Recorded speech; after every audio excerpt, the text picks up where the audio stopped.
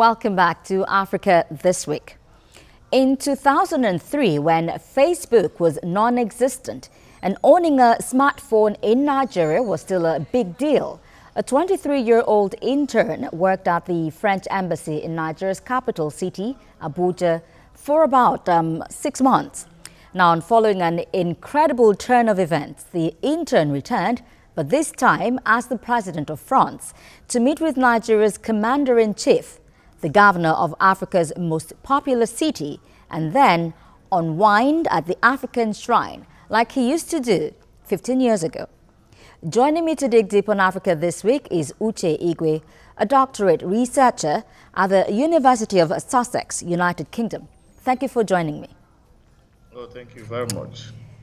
Well, what are your thoughts on President Macron's visit to Nigeria as security, trade and culture topped the agenda? Well, I think many things very significant. As you know, France has had a recent history of terrorism and terrorist attacks. So as a country, Nigeria has suffered the same fate. So we have a lot to learn from the experience of France. And I'm glad that President Macron had interesting meetings, I'm told, with the president on what to do to curb terrorism in both countries.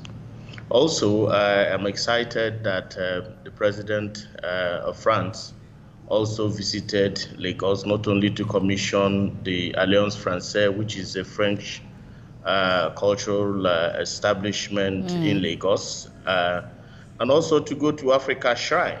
For me, that is an international endorsement, not only on Fela as an artist, a legend, and an enigma, also on the kind of brand of music he promotes, the Afrobeat. Indeed. So for me, it's exciting that after a very long time, Fela remains our own Bob Marley in Nigeria and in Africa.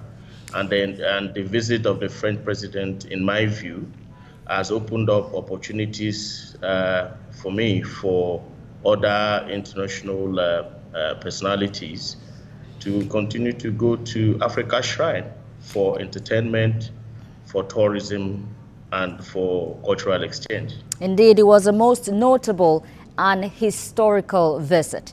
Now, for a young man who was just an intern in 2003, now the president of France, how can you compare his growth to that of Nigeria as a country in the last 15 years? Well, I think that the exponential growth of President Macron, for me, has something to teach some of us. I don't know how young I am, but at least for the young people, it is a story of possibility that someone who was an intern a couple of years ago could come back as a president, especially these days of not too young to run. I think President Macron, as an individual, is an inspiration for young people, that if you work hard and you remain consistent, you can reach the peak of your political career. For me, that is a critical takeaway, both from his personality and his visit. And it has a lot to teach our young people at this time, that it is important to start participating in politics. It is important to excel in your chosen career. And if you do, possibilities do exist that you can get to the top of your career, whichever career you have chosen for yourself. Well, besides all the diplomacy, Emmanuel Macron also visited the African Shrine, like we said, which is essentially a nightclub founded by the music legend Fela Anikulapo Kuti. How would you react to this and the fact that he seems to be so passionate about the music legend and his style of music? I don't think that, for me, presidents do have social life. My important takeaway is his style of music. I mean, this Fela's style of music. Remember, Fela is his music, is a music that is anti-establishment, anti-elite.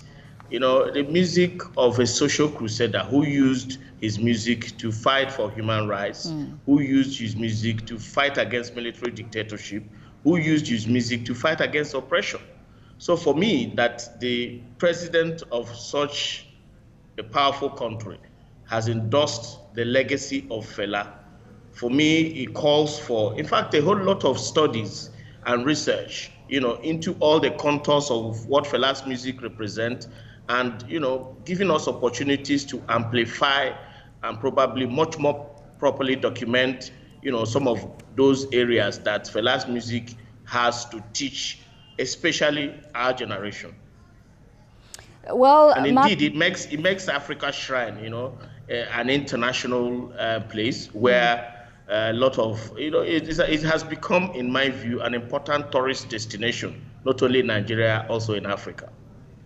so let me ask you, do you agree with the Kuti family that Macron's visit vindicates the man, Fela? Well, yes and no. It does vindicate Fela's approach and Fela's kind of music, but I disagree that it vindicates Fela totally. We must say that there are some aspects of Fela's life which, if you dig deeper, and I'm happy this is a digging deeper session, that has very little to teach young people, especially his relationship with women. I saw a movie a couple of weeks ago about Fela's famous, is it 26 or 29 wives? As important as his music, his anti-establishment approach, his human rights approach, and his pro-democracy approach are useful to be amplified.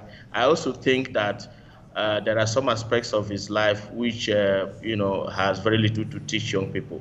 For me, this is an opportunity to amplify the good side and sort of allow sleeping dogs lie about, the bad sides. But overall, Fela is a legend, and Fela is an enigma. Fela is a man who lived himself, his life, and, for us, what it teaches is that if you live your life and excel, one day you would also be remembered and endorsed like Fela was. Indeed. Well, Macron also admonished Nigerians to start telling a new narrative with our rich culture. But we seem to have been conditioned to not always appreciate our own potentials and our heritage. What do you think is responsible for this? Well, there are several reasons for that, but the first reason, in my view, is the media. Especially the Western media. The bad news travel fast. So there is this tendency for Africa, to be depicted as a continent where people are begging, a continent where there is disease, a continent, for instance, where there is terrorism and Boko Haram. In fact, I just returned from England a few days ago. So many people in England, they think that as soon as you drop into the country called Nigeria, you will be overrun by Boko Haram. For me, the visit of the French president also tells the story that Nigeria is not all about disease, Nigeria is not all about Boko Haram, Nigeria is not all about kidnapping. So it is the other side of it. And for me, the media is a complicating factor. But I think that it is important for us to begin to tell our own story. Okay? It is important that as individuals, using the social media, using the Twitter, using tools that are already available to us, to begin to tell our own story. The story is not about gloom. The story can also be about boom. Indeed, we can actually change the negative narrative of our country. But now, can you imagine Nigeria in the nearest future being ruled by a president as young as 40? Is Nigeria ready for this? Yeah, I think that Nigeria is ready there are so many talented Nigerians, even below 40, excelling in several parts of the world. So these are possibilities. But the thing is that the young people should leverage on what President Muhammad Buhari, the bill he has recently signed into law, the Not Too Young to Run. They should leverage on the opportunities that law, has offered to them to begin to participate. For me, I remain very optimistic. I remain very confident, in the faith.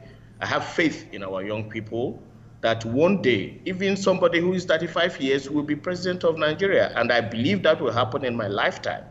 Already, I have lost the opportunity. I am more than 35, but I'm sure there are many, many young people who are less than 35 who are able and willing to run for the topmost position of this country, and by the grace of God, they will get it sooner than later. But how easy is it to leverage on this not too young to run bill when to even pick up an interest form costs millions of naira? Well, as far as I'm concerned, it's not exactly the case. There are so many political parties, and I'm not sure that to get an expression of interest from in all the political parties cost the same amount of money. I can tell you that 3 friends of mine have already indicated interest to run for presidency. I wish them, I have called them and I've wished them the best. So I think that going forward, there's a whole lot to do. This is a tech war, you know, it's not going to be political financing and political campaigning is not going to continue to be as complicated and expensive as it used to be. I think things are going to get better. If you go to social media, I am very certain that 2 of my friends who are already running for the post of the presidency, they're not, you know, by all standards, very rich people. But they once upon a time begins a story. They may contest at this time and win. They may contest and not win. But what is important is that the post of the presidency has been demystified by the not too young to run law. So it's an opportunity for people to, you know, take a shot.